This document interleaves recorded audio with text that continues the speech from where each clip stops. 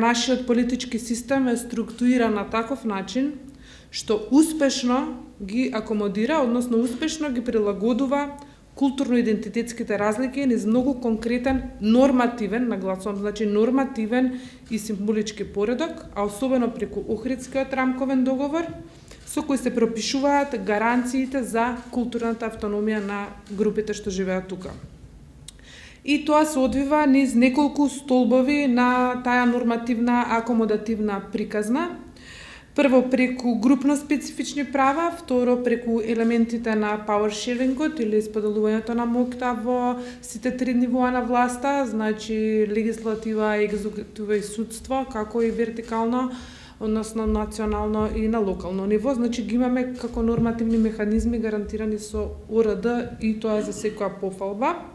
Па дури ако сакате и во Преспанскиот, во договорот од Нивици, Преспанскиот договор, имаме една збогатена варијанта на нашиот нормативен мултикултурализам преку пропишување на постнационална формулација на граѓанството или популарно наречено nationality во пасошот, затоа што оно не е ексклузивирано само за најдоминантната група, имено македонската, и пропишано е, статусот е пропишан како македонско кроз граѓанин на Република Северна Македонија. Што значи тоа? Тоа значи дека мнозинската култура македонската не е единствениот носител на граѓанските права и слободи во оваа држава, кои што произлегуваат од тој контрактуален однос, да го речеме, што го има секој граѓанин со државата. Напротив, се пропишува и према другите заедници, така да секој може да се идентификува во оваа смисла, да не е принуден да се идентификува како македонец, туку како граѓанин на Република Северна Македонија. Ова постнационална формулација е еден од поновите елементи како континуитет во градењето на тој нормативен мултикултурализам што го имаме, и особено важно тука е дека оваа компонента, последнава што нагласив, има дури и еден меѓународен рефлекс, затоа што тоа посебно во пасошот го користиме во меѓународната комуникација, и тука тоа е битно. Верувам дека идентификациите на другите групи со овој втор дел од таа постнационална формулација ги задоволува нивните културни потреби.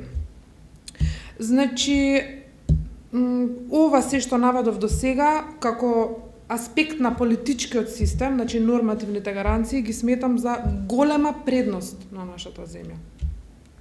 Дури компаративно во однос на други европски, да ги кажам, земји, кои што за жал се уште немаат вакви типови на либерален мултикултурализам и акомодација и користат за жал се уште национално-републикански решенија. Верувам дека сте чуле, ама и ако не сте чуле, републиканизмот од типот на францускиот, оној што е од 19 век, кој е нешто што сосема е спротивно на она за што ние се залагаме и ние што го афирмираме тука.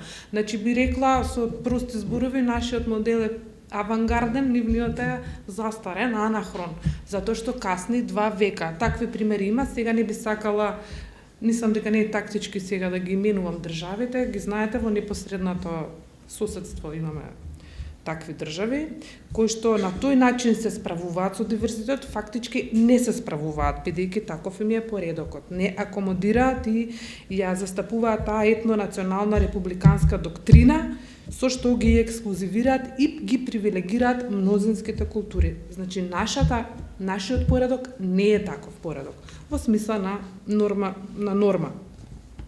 Мислам дека тука треба да се гордееме со тоа.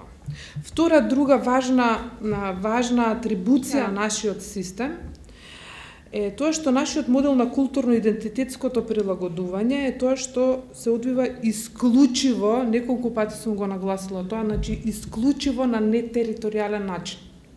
Што значи тоа? Дека сите оние претходно што ги споменав, групно специфичните права, power sharingот, гарантираното престојањето, се све аспекти на нетериторијална вклученост во власта и гарантирање на културна автономија, без да се енклавизираат групите на определена територија и со тоа да се цртаат етнофедералистички граници, како што е, например, во случајот со Либан или во Босна, па дури ако сакате, според некои тумачења, и во Канада. За разлика од нив, има модели кои што точно го пропишуваат ова нетериторијално акомодирање, значи да не постои, да се инвалидизира сите оние обиди за кои што Петрет зборуваше, нели, за федерализација или сецесија или слични некои фантазии на етоцентричните бараби тука. Така што најновите барања е сега кога јас тргнав од ова, што сакам да кажам?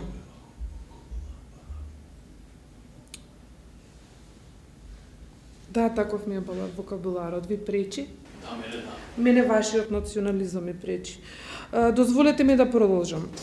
Најновите барања за признавање на дополнителни заедници да добијат соодветен признаен статус во рамките на нашиот поредок се сосема легитимни и не му противречат на никој начин на актуелниот нормативен поредок кој што е во сила. Затоа и во предлогот за преговарачката рамка овие барања се врзани точно за копенхашките критериуми, кои се еден, би рекла, демократски минимум за асоцирање, каде е наведено дека е потребно зајакнување на еднакви права на припадниците на малцинствата и на заедниците во правец да се постигнат уставните измени. Значи, уставните измени што ни предстојат се во референтна вредност на овие претходно назначени аспекти што тука се потенцирани.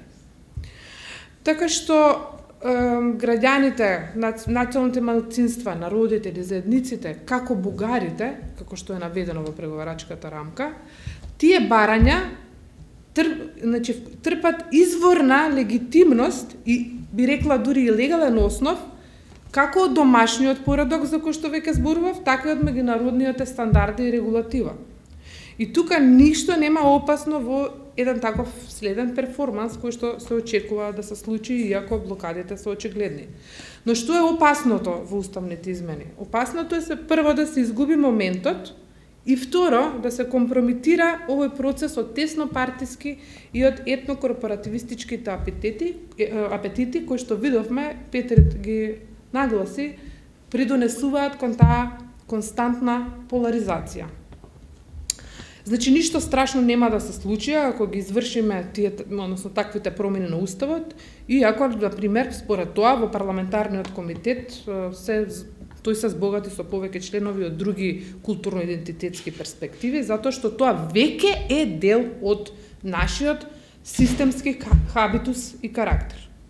Но проблемот, значи предизвиците тука пишува кои се предизвиците или проблемите, предизвиците ако тоа не се случи, што би можело да се случи.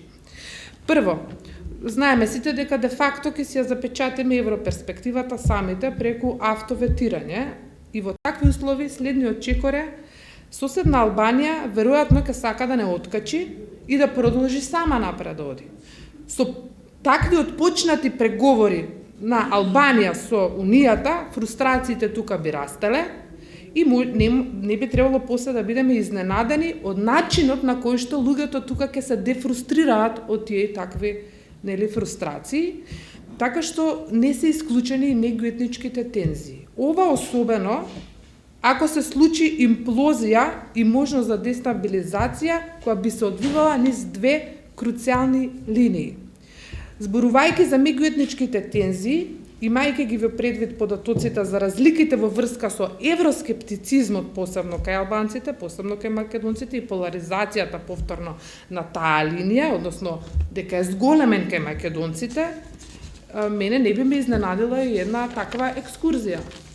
И второто ниво е врзано следствено за можноста да се реставрира еден нов авторитаризам, кој што би можел да се потхрани на етнопопулистичката платформа, која што е и сега во оптек, и кој што мислам дека во една втора епизода би бил далеку подсврст од што груевизмот. Тоа се тие, да ги речам, инстантно антиципирани предизвици од моја страна, на кои што мислам дека треба да се обрне внимание.